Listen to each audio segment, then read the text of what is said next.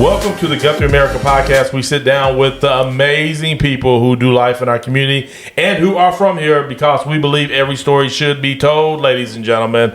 I'm your host, Heady Coleman. Today I'm sitting down with Susan Moore. Before we jump into this conversation with Susan, would you please go ahead and subscribe to the podcast and leave a review? It would mean the world to me. Also, I don't know if you have an insurance agent like this, but my friend Kevin Kraft at State Farm is the kind of agent that I just go hang out with him at his office, and I talk to the whole staff, Angela, Chris, everybody. I just walk through there like I own the place, and it's just one big happy family, y'all. Even though this last time I was at Kevin's office, they told me to be quiet because somebody was over there, and they were finishing up his life insurance, and so they just thought that was a moment just to be a little bit more solemn and cool and chill. And so I chilled out for a little bit so the man can finish up his life insurance. But I just want to shout out to Kevin for making sure that we have every story told in GuthrieAmerica. Thank you for sponsoring and being a part of this. And also, I always have to thank North Church Guthrie for just believing in community in the way that we do. And so we're so thankful for their support as well. Susan, how are you doing? I'm good.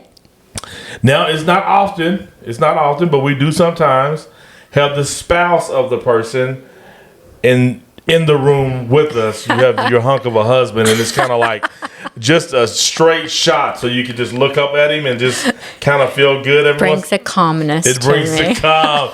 He's one of the most calm people that I know. Has he always been that? How long y'all been married? 12 years. It'll be 12 years in June. 12 years in June. June what? June 1st.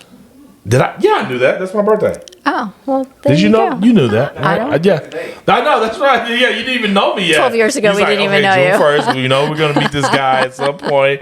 So all the 12 years, has he always been just this? Who talked to who? Like, somebody that chill. Who talked to who? Did you? Oh, Mark pursued me hard. Wow. So Mark, although quiet, he knows what he wants. Yeah. He knows what he wants. He's a man who knows what he wants. That's so good. Can you tell me a little bit of the backstory? Can you? Yeah, no. So we met at church. So he was chasing you at church? Well, we met at church. Okay. My ex-husband and I, and Mark's ex-wife, and we all went to church together. I went through a divorce about a year before Mark did, and then he just reached out to me. He said he needed a friend, and I said, I am not that friend for you. Here's my ex-husband's number. He can be that friend for you. Get out of here. But then we became friends. Like our kids knew each other. Like my kids knew him, Mr. Mark from church. His daughter knew me. I took care of her Mother's Day out when she was 2. And so our families just knew each other well. So we were friends for a long time. We would hang out on the weekends together when we had our kids. And then one day we were just like, why don't we give this a try? And then a year later we were married. Or 10 months later. Was it even a year? We were married within the year. Oh, wow. Okay. Yeah, Bernadette and I started kind of building a friendship more than just being friends. And then we were married that was December 2002. And we were married by November. Of the next year. Yeah. The next year. So it was just easy for us to be friends. And I was coming out of a bad relationship, and he was coming out of a relationship, and we were like, we spend more time together than we spent with our bad relationships. Oh, yeah. And so now 12 years. Mm-hmm. What's one of the things that is like the thing that makes you all's relationship so special? We don't give up on each other. Like it has not been an easy 12 years. It's been hard. Mm-hmm. And so we just, I'm so stubborn. I wasn't going to give up because I'm too stubborn. I was going to make it work because I didn't want to be divorced a second time. Yeah. And then nobody's ever loved me like Mark, and no one's ever put up with me like Mark. Mm. And so he does a good job. That's really cool. Of putting up with me. I do a good job of putting up with him. Y'all do a good job of putting up with each other. Took us a while. How long do you think it'll take for me to get Mark to sit down? Because I got to have his story too, because we're on the mission to have every story told. Do you think Mark? Well, here's the thing about Mark. You ask Mark something once. Hey, Mark, do you want to go do this? And he might be like, no. And then you go, hey, Mark, it'll be so much fun. And he's like, okay, let's do it. He gives it to pressure really easy. That's how we get him. Yeah, so I'm like, if you ever want someone to rob a bank with you. I know exactly how this works. It's like, you want to be my getaway driver? No. Come on. Okay, yeah, sure, I will. Let's go do it. Now, Susan, how would the people closest to you describe... First, let's go here. I want to say, tell me about your relationship with your daughter, Carson. Like, I think y'all have one of the coolest relationships. And I. But wait, let's go with this question first. How would your friends describe you in 3 words? So I texted my closest friends to ask them because I didn't even know. First well, but here's the thing: they didn't. I thought for sure they would all say sassy, stubborn, strong-willed. Like, I thought these were the ways my friends would describe me, and they all made me cry. They were like loyal, brave, transparent, intentional. My very, very best friend said wise, and I said, wise? Are you sure? Like me, wise?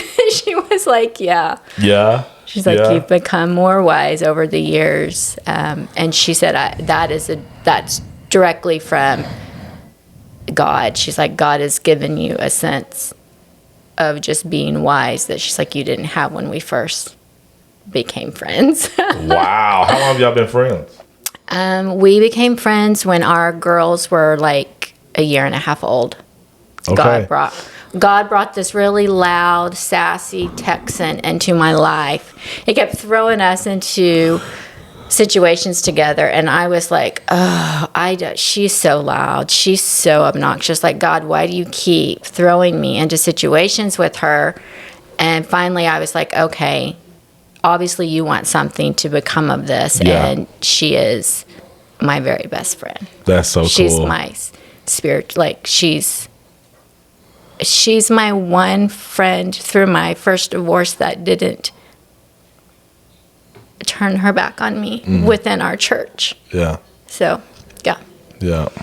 That's good. It's good to have friends like that. Now, when you say best friend, I feel like y'all really do hang out and connect. And she moved to Texas 2 years ago, and I'm still not forgiving her for that. But yeah, I mean, and whenever she comes back to Oklahoma, I mean, she comes back to see me. I mean, her kids live here, but she's coming back to see me. She's not coming to see the kids. She's coming to see you. Is that that's what you've convinced yourself? Yeah. Okay. Tell me about your family, and then we're going to go into Carson. Okay, so Mark is my husband. Bailey Byers is my son, and his wife's name is... Is there something else you want to say about him, or that's it? You're just going to say he's your son? Bailey's awesome. I had him young, and he's the closest thing to perfect human that I've ever... And I'm not just saying that because he's my son, but he is just genuine and kind and everything that you look at your kid and you're like, this is what I want my kid to be, and this is what I want to be. He's just a good kid. And his wife's name is JC, and she is... JC, isn't that JC in y'all's group too, right? We have a JC in our group. Did you ever think you'd meet I've never met a and JC. We've met 3 JCs lately. It is so so weird, and their names are all spelled differently. Okay, so not all JAYCI? She's JACIE. JACIE, okay. And the JC from church is JAYCI. JAYC. Yeah, that's what I thought. Okay. So, yeah. Yeah. I've never met a JC before. I had never met before. And her name is JC, but Mark calls her JC.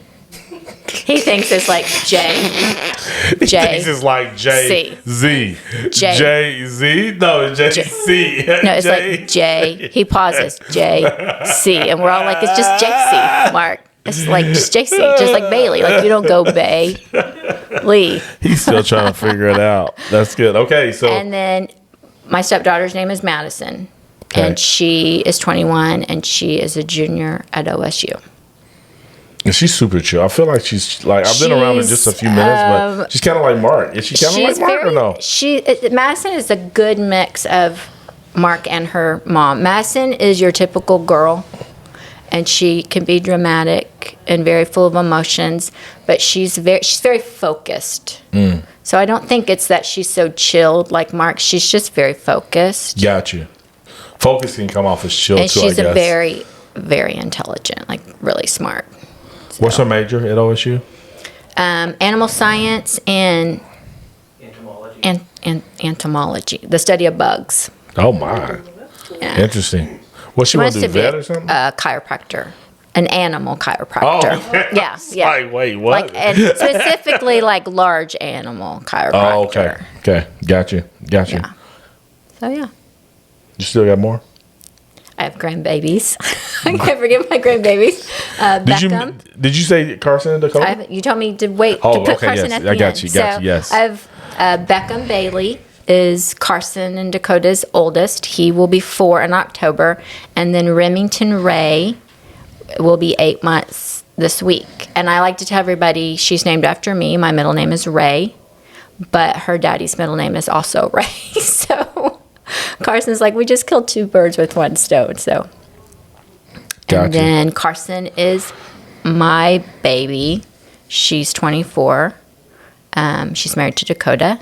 They gave us our grandbabies. We're extremely close. Both of my kids and I are extremely close. When their dad and I divorced, he moved to Mexico and lived and worked in Mexico for like 8 years. Oh, wow. So it was the 3 of us. Gotcha. And super, super close. And sometimes people don't understand that dynamic of how close like the 3 of us are. Yeah, that's really nice. Like I've been around you and Carson more so than you and Bailey, and so I see how y'all interact and y'all's She's my relationship. best friend. Yeah, She is my best friend. She was a hard kid. She was a hard baby. She was a hard toddler. She was a hard adolescent. And I remember thinking, God, if this is how her teenage years are, like one of us is not going to survive this. yeah. And then she was an easy teenager. Oh, okay. Easy. Do you remember what made the transition? Is there anything that like stood out to you? I think she just was like,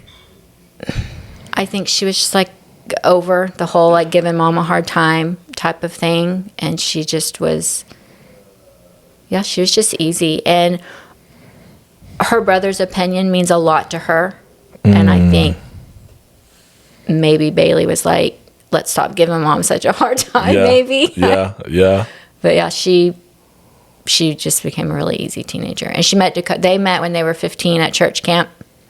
And I knew that he was going to be her husband someday. I didn't know it would be. They got married at 20.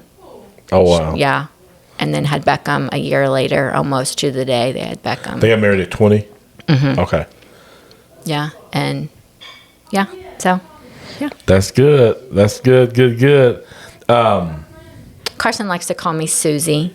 She doesn't like to call me Mom. Yeah, I know. She calls me Susie. I know. So she's texting me at one point, and she's saying, "Susie, when we were doing the surgery. hospital, the surgery and stuff like that." And so she starts calling me Susie. I'm like, maybe she wants to be called Susie. And then I think you were like, she's the only person that calls me Susie. Yeah, I was like, well, and when we meet new people, they want to call me Susie because they hear Carson call me Susie. And so I have to be like, disclaimer, don't call me Susie.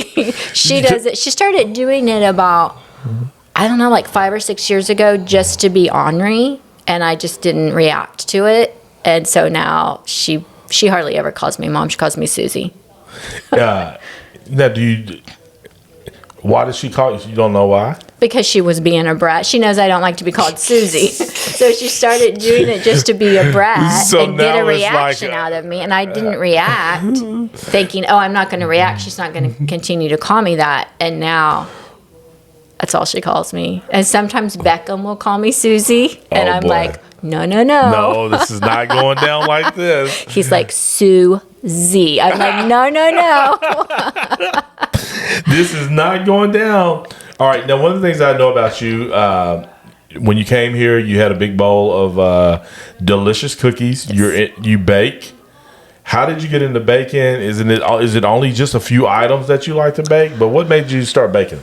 I got into baking the year Carson went off to college because I was like, I have to I have to find a hobby. I have to find something to do. Carson was we did everything together. So her going off to college was really, really hard on me. And so I started baking, and I just was like, oh, I'm good at it. And I mean, I'll try to bake anything. If you ask me to try it, I mean, I'll try to bake anything. I don't just limit to one thing. And I love to bake for the people that I love. My old office, on everyone's birthday, I'd be like, tell me what your favorite thing is and I'll bake it for you. I'll try. That one of the girls was like, my grandma used to make me this hummingbird cake. And I'm like, what? What? So I went and looked up a recipe for it and found a recipe to make her this hummingbird cake. And when she took a bite, she was like, this takes me back to my childhood when my grandma used to make this for me on my birthday every year. And that just made me feel really good. That's what I want to do for people. That's cool. I hardly ever eat what I bake, though. Okay. Because I try to be aware of what I put in my body. So I like to bake it for other people. You put it in everybody else's body. And I'm like, Heady, I'll just watch you eat this cookie. That's not weird. That's not weird at all. That brings me enough satisfaction to watch other people eat it. And take it in and you watch how they just think how delicious it is. Yeah. Now, staying on this subject of food now, it's almost been a year. You've been... I stopped eating meat. You stopped eating meat. Done this before. Tell me about this whole... at least this last journey. Why? I just wanted to see if it would affect the way that I felt. I'm getting older, and so I noticed I was holding weight when I hadn't struggled with that before. So I was like, I wonder if cutting out meat would, but it really hasn't made a difference. But now that I'm a year out, I'm afraid to start eating meat again because I just don't want to get sick. Yeah. So you just stuck with it? Yeah. So I've done it before, years ago. I went almost a year without eating meat. It was just so hard to prepare the right kind of meals. I would just find myself eating fries. No, I gave up deep fried food probably 11 years ago. Okay. So I don't eat French fries. I don't eat anything deep fried. I love soups, salads. I've never been a big red meat eater, so that wasn't hard for me, but I do miss chicken sometimes. So. When you stopped eating fried foods, did you tell a difference in your body? Yeah, I feel like fried foods more than meat. I stopped eating deep fried foods and I stopped drinking pop. I stopped drinking pop probably about 14 years ago. It was my New Year's resolution one year. It's I'm going to stop drinking pop. You stuck it out. What was your favorite? What was your go-to soda? Diet Dr. Pepper. Okay. Yeah. And sometimes just to hear a can open, I'm like, oh, I know those bubbles would feel really good on my throat, especially when I'm sick. Yes, when it's burning. When I'm sick, I crave that strong carbonation. And you've held off. Mm-hmm. Yeah. Does Mark drink soda? He does he really stopped drinking it a lot when we got together. But every once in a while but the thing about me is I have an addictive personality. Okay. So I can't just drink a pop once a week or as a treat once a month. Yeah, if I start drinking Diet Dr. Pepper, I'm going to drink it every single day. Yes, yeah. If I start eating French fries again, I'm going to want them every day. So. Yeah. I was once reading something where it was talking about people in their eating habits, and they said some people are moderators and some are, I can't remember the other word, but it's kind of abstainer. You just got to abstain. And I'm an abstainer. I just can't do it. I can't. Mm-hmm. There's some people who's I'm just going to eat a piece of the cookie and I'm good. No, I'm eating the whole box and I'm going to do it for the next 100 days. I've learned over the last 11 years when I got really serious about what I was putting in my body, I've learned how to do things in moderation. Mm. But it hasn't always been that way. Yeah. But pop, I'm just nope, I just can't do it at all. You just know that wouldn't be a good thing. Yeah. Are you a morning person or a night owl? I'm a middle of the day type of person. Middle of the day. I'm not a morning person. And I want to be in bed by 8:30. But Mark knows, when we get up in the morning, I get up, I shower, I get ready. He doesn't talk to me. He knows not to talk to me. until he's leaving for work, and then he'll come in and be like, okay, I guess I'm leaving. I love you. Have a good day. And I'll put my cheek out like this, and he'll kiss me on the cheek. That's it. Because I'm like, don't talk to me. Not at all. I mean, I can fake it with some people, but I'm like, I'm not gonna fake it with my husband. He gets the real deal. He's like, don't you talk to me. And I had to be a morning person for so long when my kids were little. Yes, you know, and just when said I no get more of that. And when I get to work, I want to be at work like 30 minutes before my boss gets there, so that I can kind of just like prepare myself for when he walks in the door. Then I'm all like, good morning, how are you? One of my old bosses was like, how are you so perky all day long? And I'm like, when I go home, the first thing I do is I either punch my husband in the arm or my son. And he's like, no, you don't. I'm like, yes, I do. Just because you feel that's Because like I've been like on all day. yes, that's like my daughter. Nia, she would just like she would get home from school and she would just go kind of crazy, berserk, and she was just like, I've been holding it in all day, trying to hold myself together and be this person. And she said, when I get home, I just can't. I just need to let loose and be whoever And so Bernadette was not a. And not, I wouldn't say she's still a morning person, but man, I remember when we first got married. But now she's so much better. We have this whole story where I say I like to whistle in the mornings, and she didn't want me to whistle, And she's I like, have said to Mark before, "Are you whistling? Could you please stop whistling?" And my son Bailey is a whistler, and I'd be like, "Don't bring your joyful whistle into my morning because no. It's not. But there's a lot of people. I love when I go do a seminar or something. I always kind of ask that question: who in here is a morning person? Like, it's not very many hands. Like the morning people are far few in between. So, but you go work out early in the morning, right?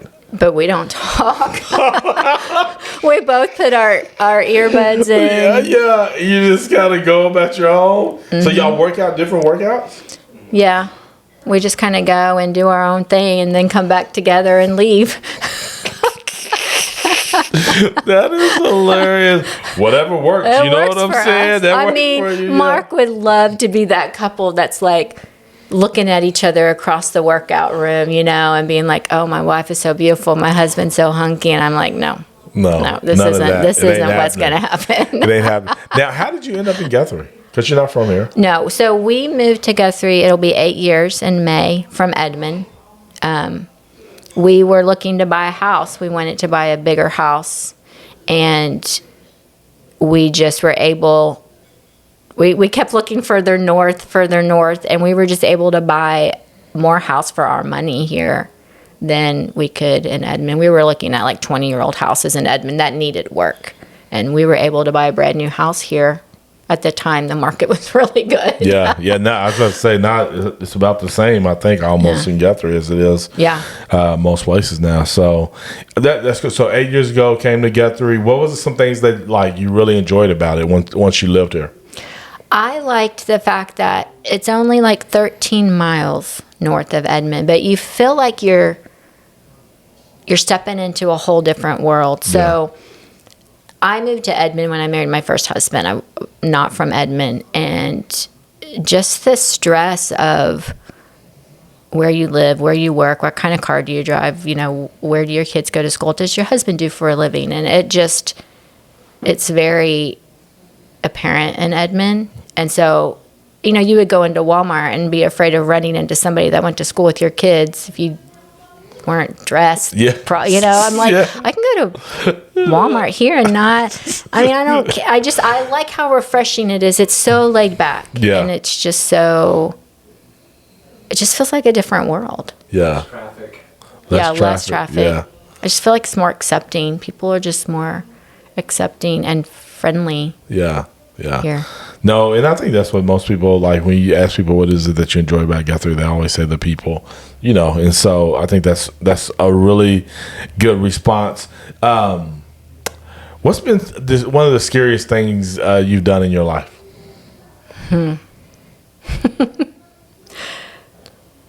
I mean, I gave a kidney. And I still get emotional when I think about it. Yeah. I still feel like, did I really do that? Yeah. And at the time I was going through it, didn't think too much about it because I knew I was doing what God was calling me to do. But afterwards, I'm like, I really did do that? Just give my kidney? Like, I seriously did I give my kidney away? What? And I mean, I went into a 6.5 hour surgery, and yeah, that was pretty scary. That was not just scary for you. I mean, the whole family. Like, that was something the whole family really had to process and work through. It was hard. It was hard on Mark and Carson. Yeah.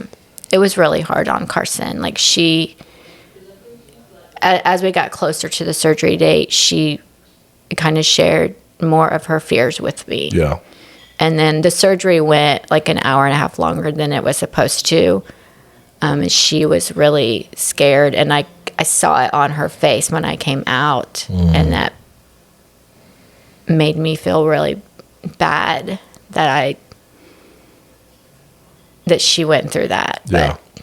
Yeah. You've been living with one kidney now for how long?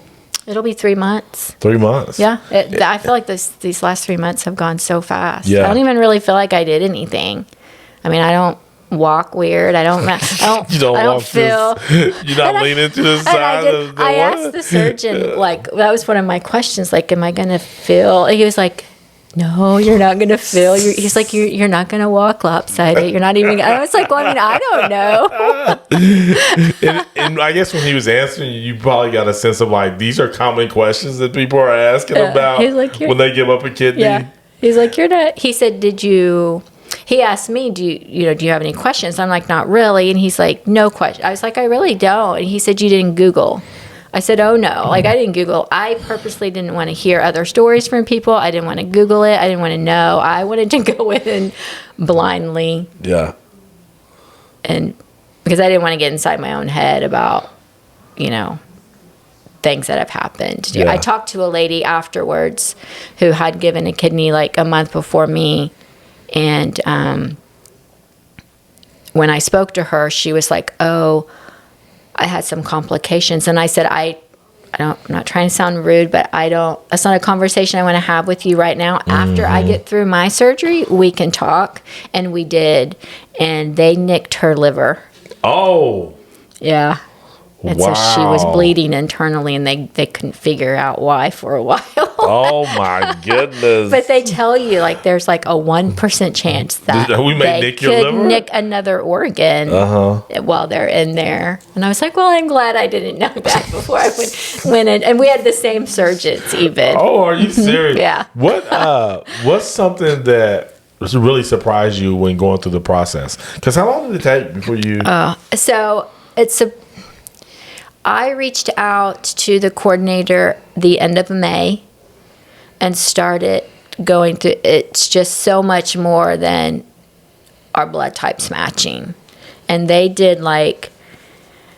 ran every test on me. They wanted to make sure that not only were my kidneys healthy, but that I was healthy enough to withstand that long of a surgery, and that nothing was going to come up after. They need to make sure I'm healthy enough that later on down the road, I'm not going to need that kidney that I just gave away. We're going to need that back from you. Excuse me, can I have that back? So it took a good 8 months before we got an actual surgery scheduled. Yeah. It's just there's a lot more. And they did like a 2-hour psych evaluation on me. Wow. Was that surprise? Were you anticipating that? I knew I was going to meet with a therapist, with a psychologist. I knew that, but I had no idea it was going to be that in depth. Like, they talked to me about everything. And she was like, we have to make sure you're in the right mental headspace to do something like this as well. What kind of questions did they ask? So we sat and talked forever. She wanted to know about my childhood, and then I took like a test on the computer, like a substance abuse test, to see if I've ever had any issues with substance abuse or drugs or anything like that. And yeah, it was just crazy. It was crazy. Do you think not eating meat during that season of life helped? Like, did they say anything like that? Because I know your health was a big deal. I mean, they had a nutritionist come in and speak with me about my eating habits and What surprised me was she asked me if I took any vitamins, and I'm like, no, I don't. I probably should. And she was like, no. She said, because if you were, I was going to tell you to stop taking all vitamins. Wow. She's like, a lot of times people are putting things in their body that's really hard on your kidneys to break down, and vitamins is one of them, she said. So yeah, I spoke to a nutritionist. They brought a financial person to come in and talk to me about my finances. They wanted to make sure this wasn't going to be a burden on us for me to do this. You know, they wanted to make sure my boss was on board, that I was going to have vacation time, and if anything, you know, arose during the process, that I'd be able to take off more time if I needed it. A pharmacist came and talked to me about pretty much now I can't take anything over the counter except for Tylenol. Oh, wow. Everything else is really hard on your kidneys. Tylenol's bad on your liver.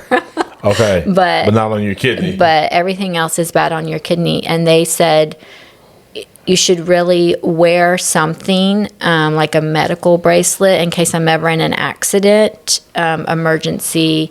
They need to know that I only have one kidney, because it's going to change how I medically treat it for the rest of my life. And those were things I didn't even think about. And I was like, oh, okay, I guess that makes sense. Yeah, because one kidney is just not something that most people have. And, of course, designed with two. So, do you wear I don't see the bracelet. No, I've not done anything like that yet. Okay. The lady said, we had one lady that gave a kidney that actually had it tattooed on her. I gave my left kidney. So I was like, that might be, but it would have to be somewhere that they could see it easy, you know? I'm like, I don't know. It would have to be on your wrist, or maybe. I don't know. Yeah, it would definitely have to be somewhere it stands out. Like, could be on your back, and then if you never. Like on the top of my foot. Like, it would have to be somewhere obvious. Yeah. Well, man, kudos to you, because I know that. I know the person that you gave the kidney to, and I just know how long that they had been waiting. And man, it was pretty amazing to know that there was finally a match. And Mark and I, our family, when we moved to Guthrie, we were not going to church in our community. We went to church, but not in our community. And then I just really felt like 2 years ago, God was leading us to go to church in our community. And just the way he brought us to North, like, had we never gone to North, I never would have met her. I never would have known she needed a kidney. And this never would have happened. Yeah. Had we not started going to church in our community. And I tried to send y'all somewhere else. Well, I remember the first time I met you, I was like, we're just visiting. And you're like, there are a lot of great churches out there. You have to, and that meant a lot to me that you said that you didn't just try to recruit us, that you weren't trying to convince us why North was the best church in Guthrie. Yeah. And so. Yeah, no, I think for me, like, it's really important that people go to a church that they're really going to connect with, and it just may not be North Church, and we're definitely not the perfect church. And I always like to say, hey, if they're new, if people are new, I'd love to. Hey, let's try to help you find the best place for you. Yeah. Because I just want you in church, and I want it to be a place that you can grow and thrive, and But it was even crazier though that to now see that this has happened between you and Autumn. That like there was a sense of like, hey, there's other churches out there, and God was like, no, they're supposed to be here, kind of thing. It's and I've had really people crazy. say to me, how did you know you were going to give your kidney to her? And I'm like, well, when I knew she needed a kidney, I thought, oh, well, I really hope she finds a kidney. I'm going to pray for her. I really hope she finds a kidney. And then one day God was like, oh, no, this is you. Yeah. you're going to, you're her kidney. Get your family ready. Yeah. And when I was talking to my daughter about it, and she said something about I said something about Autumn's kidney.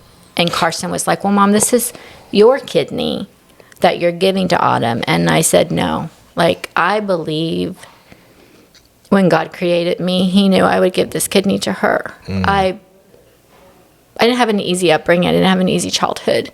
And there's times I've looked back and I thought, how did I survive this? Like, how did I come through this? And I think God has always protected me because he knew at 49 years old I was going to give my kidney to Autumn. Yeah. So I always felt like it was her kidney. I was just keeping it safe for her. Great. You did a good job. You did a good job. So thank you for taking good care of that kidney. Now, if you had to pick one song to play every time you walked into a room, what would be the song? Mark, do you know the answer to this? He might not know the specific song, but I mean, it would definitely be a Snoop Dogg song. I was thinking the song we listened to on our way to church. Probably the Sunday. It's Snoop Dogg and Ben Rector. It's called Sunday. And it's a very happy, upbeat song. Like the piano in the beginning's just so cheerful. Gotcha. And that would probably be my... That would be your song? That would be my theme song. That would be the one? What's the tiny thing that always, without fail, brightens your day? My family. Yeah. And it doesn't, I mean, not specifically one person every day, but it could be. Mark texts me every morning when he gets to work. He gives me about 20 minutes and he'll send me a text. Good morning, beautiful wife. I love you. I hope that you have a great day. And sometimes he says other things I'm not going to repeat. Thank you. But every day I know I'm going to open that and he's going to, good morning, beautiful wife. I love you. That's cool. And then Carson, every morning, Carson texts me, good morning, Susie. Do you need anything today? Can I bring you a coffee? Like, I feel like everyone in our family, they have such servant hearts. Yeah. And they want to, like, what can I do for you? Like, you know, she's a stay-at-home mom of 2 small kids. And every morning she's like, can I bring you a coffee? What can we do for you? Or she'll send me a funny video of Beckham or pictures of the grandbabies.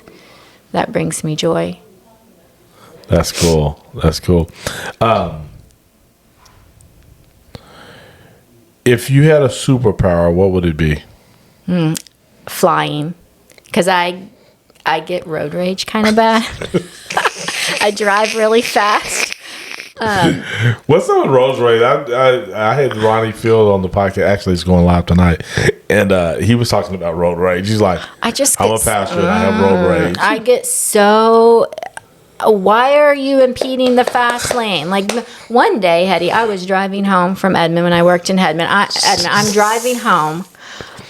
I'm going like 60 in the fast lane. And I'm like, what moron is impeding this like, what is going on up here? So I'm like, I'm going to have to pass someone.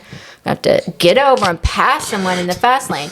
So I could tell it wasn't the car. Like, 2 cars, like, there were 3 of us that were like, who's in front of us?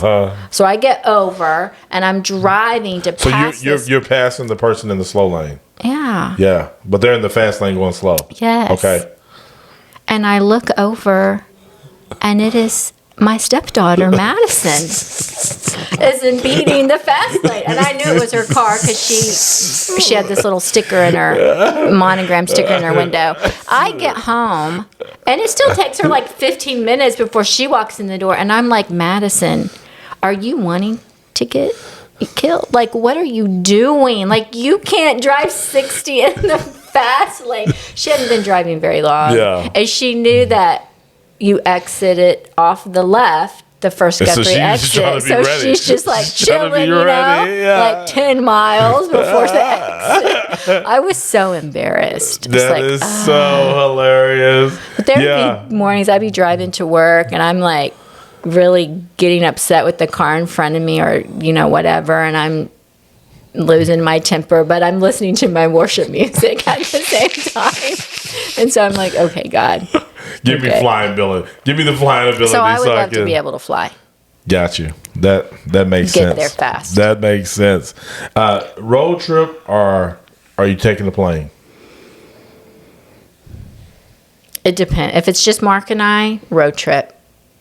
If we're going somewhere far with everybody, I'd want to fly. We drove to Galveston. We took Carson and Dakota on a cruise after they graduated high school. So it was us and Bailey. So all of us in a car driving to Galveston. I thought Bailey and Mark, I thought Bailey was going to knock Mark out. Like, I just thought, oh, this is getting good. Or a much bigger vehicle. But I enjoy going on road trips with Mark because we'll just drive and we can stop when we want to stop. And stop at every little antique store. Like, he won't tell me no. He's like, okay, yeah, let's stop. Let's stop. Pull off. Yeah. That's really good. When you hear community wins, what does that mean to you? Community wins? Yeah. Just giving back to our community, just being present. And I'm trying to be more intentional about being present in our community. Because, again, we didn't go to church in our community. I just started working in the community. I've always commuted either to Edmond or the city. And so I just felt like God has really been like, you need to be present in your community, not just live here, but be present and meet people and do life with the people that you live in the same community with. Because all of our friends, everybody, we didn't have friends in Guthrie. We've just met friends since. Yeah. And I feel so bad that we've been here for 8 years, and I feel like I've wasted like 6 years of getting to know people and pouring into the community. And he's like, oh man, these people aren't that bad. Y'all shouldn't have waited so long. Yeah. I had never met y'all before you came to North, right? Okay. Yeah. That's cool. Choose Guthrie. What does that mean to you when you see the signs around town? Kind of the same thing, like just giving back, being part of the community, and just loving on the people around us. And another thing is, I never shopped in Guthrie. I always shopped in Edmond because I worked in Edmond. So I would go and do all my grocery shopping in Edmond. Oh my goodness. And You buy needed to clothes choose in Guthrie. Edmond. And so that I felt like, well, we need to be shopping in Guthrie. We need to be giving back to the community that we're a part of. Yeah. And so God really laid that on my heart too. Yay, God. Yay, God. I mean, we basically, for the first 6 years we lived here, we basically just, our house was here. We Yeah. slept here. Yeah.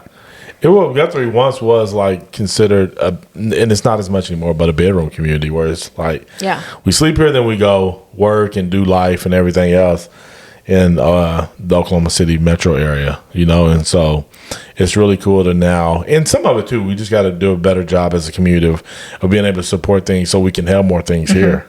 And it just takes that whole attitude of like when thinking about Choose Guthrie, it's more like, okay, let me just make it a priority. It's not that I can't not go elsewhere or jump on Amazon or do these things, but like I'm gonna try to be a little bit more intentional about doing life here. And and one of the it's not just because I'm a pastor, of course, but like one of the big ones is like, man, there's so many people who leave our community to go to church elsewhere. It's like, and I think the local church is just so important, and great people are leaving and going to church somewhere else versus being here locally and really investing and doing life together around the local church.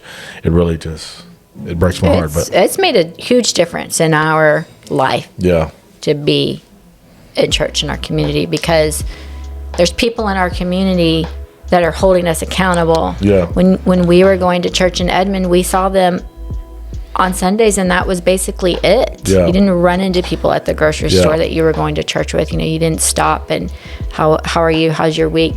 Yeah. So we get that here. Yeah. And so that's made a huge difference. That's good. Thank you for being on. Yeah, it's fun. I appreciate you. You did a great job. Yeah. I feel like I didn't talk as much about my obsession with Snoop that I would have liked to.